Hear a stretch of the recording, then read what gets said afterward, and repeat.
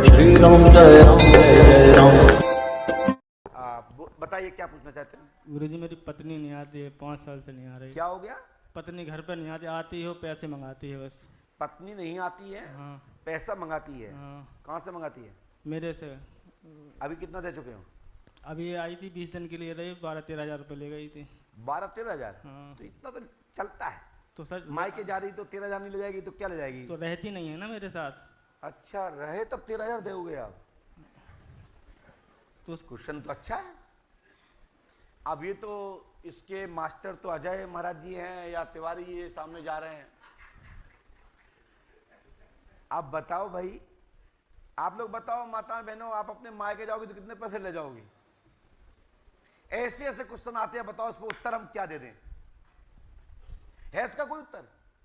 चश्मा वाले भैया बताओ। मतलब कोई मायके चली जाए और 13 हजार रुपये ले जाए तो उसका पीछे का क्या है, क्या मैसेज क्या देना चाहते हैं आप? नहीं गुरु, रहती नहीं है ना वो, 5 साल से ऐसे तो तुम 13 हजार रुपये क्यों दिए फिर? अरे आई थी, हमने सोचा रहेगी, वो रही नहीं वो। अच्छा तुम्हें लगा कि वो रहेगी तो तुमने 13 हजार दे। हाँ। ये भी अच्छा है। कोई डाउट? डाउट है कि ये पुनः रहेगी कि नहीं रहेगी। पत्नी का नाम दीक्षा। है? दीक्षा। रहेगी नहीं रहेगी ये डाउट क्यों बना? क्या कोई आपने किसी के साथ उसको पकड़ लिया या किसी के साथ आपने किसी चैटिंग या किसी बातचीत में आपने उसको कैच किया? नहीं, मम्मी पापा की बात ज़्यादा मानती है, अपने मम्मी पापा की। इतनी तो लड़कियां भोली नहीं होती कि मम्मी पापा ज़्यादा बात माने। कुछ तो है। कुछ तो मेरी बात बिल्कुल नहीं मानती है ना वो। तो मानने के लिए जरूरी कि कोई तुम्हारी हो और भी तो हो सकता है उसके साथ जिंदगी में कोई। आप झूठ बोल रहे हैं मिस्टर, ठीक है? आपको जिस पे डाउट है वो बोलिए। वही मेरी पत्नी है ना। पत्नी तो वही है। हाँ तो किसी लड़के को लेके भी तो डाउट था आपका? हाँ, एक लड़का है। क्या नाम उसका? उसका नाम नहीं है पता, यादव लड़का, बस समझ में हाँ? आया। यादव। चल सच में सच में गुरु। हम लिखा दीक्षा का लब चल रहा है यदुवंशी से। किससे? यदुवंशी से। सो वो आपके साथ नहीं रहेगी, तलाक होगा, आशीर्वाद है। अब तुम चाह रहे थे कि वो आ जाए तब हम कहते आशीर्वाद है, लेकिन हमने कहा तलाक होगा, आशीर्वाद है। तो तुमने प्रश्न तो तलाक का मांगा नहीं, लेकिन हम कह रहे हैं तलाक इसलिए होगा अपनी जिंदगी बचाना हो, मुंडन नहीं बचाना हो तो तलाक देना उचित है। बाकी का आपका स्व विवेक है।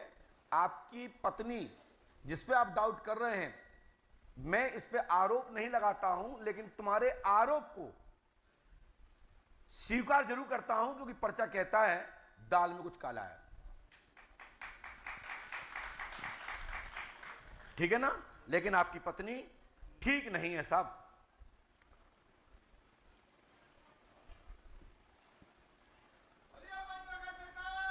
जय।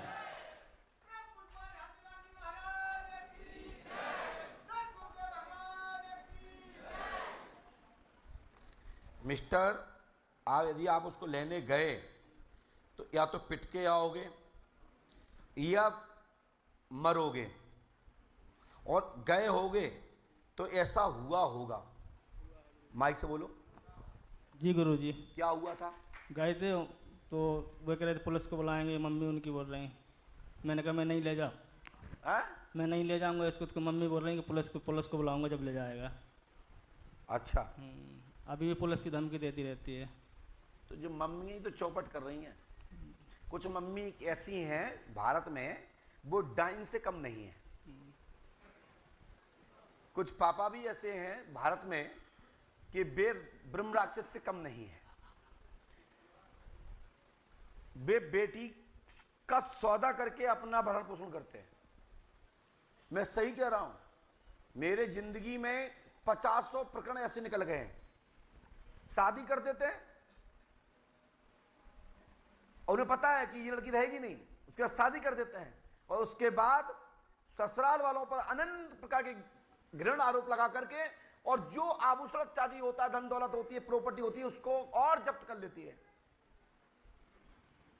ये ऐसी कई मम्मियों के कारण और कई पापाओं के कारण ये व्यवस्था इस तरह की है। तो बेटा मैं आपसे ये कहूंगा कि आपका चरित्र जो आप लगा रहे हो, मैं इसकी पुष्टि नहीं करता, लेकिन आपका जो प्रश्न है वो मेरे पर्चे में जो आया उससे यह सिद्ध होता है कि दाल में कुछ काला है, क्योंकि पर्चा साइलेंट है। आप देखिए स्क्रीन पर क्या लिखा है, आपने तो पढ़ाई है, आप देखिए सब लोग। दीक्षा देवी जी, यदुवंशी लड़का से लव चल रहा, ये आपको डाउट है। चल रहा, दो शब्द इसमें ऐसे आए हैं, ये उत्तर में है। सन 2025 से 26 और 29 तक पुनर्विवाह होगा या सुसाइड आपको करना होगा। सो बेटा, सुसाइड से समस्या का समाधान नहीं होता, सुसाइड समस्या का समाधान नहीं है, संघर्ष ही समस्या का समाधान है। माइक से बोलो, क्या बोले? तलाक कब तक हो जाएगा?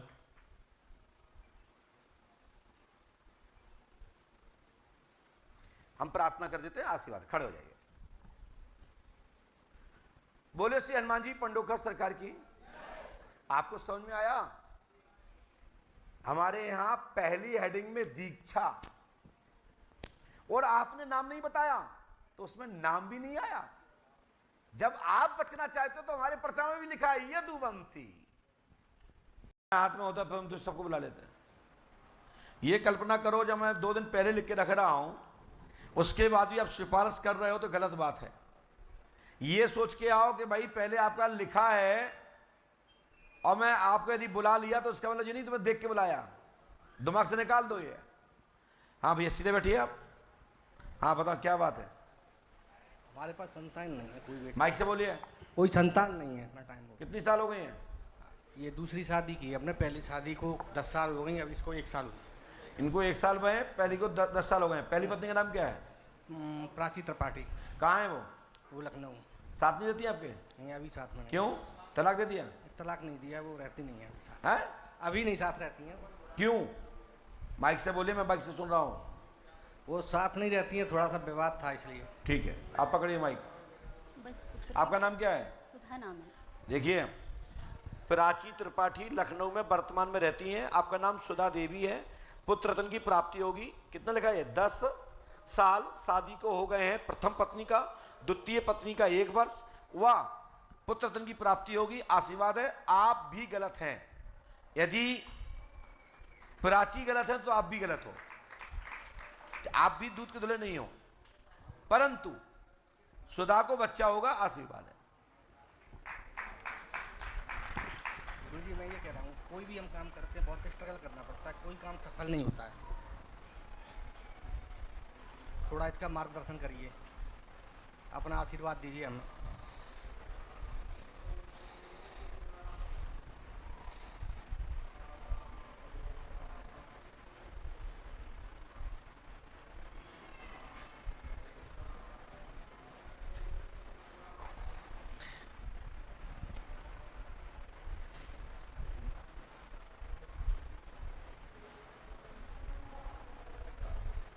जाओ सुधा देवी, आपको बच्चा हो जाएगा।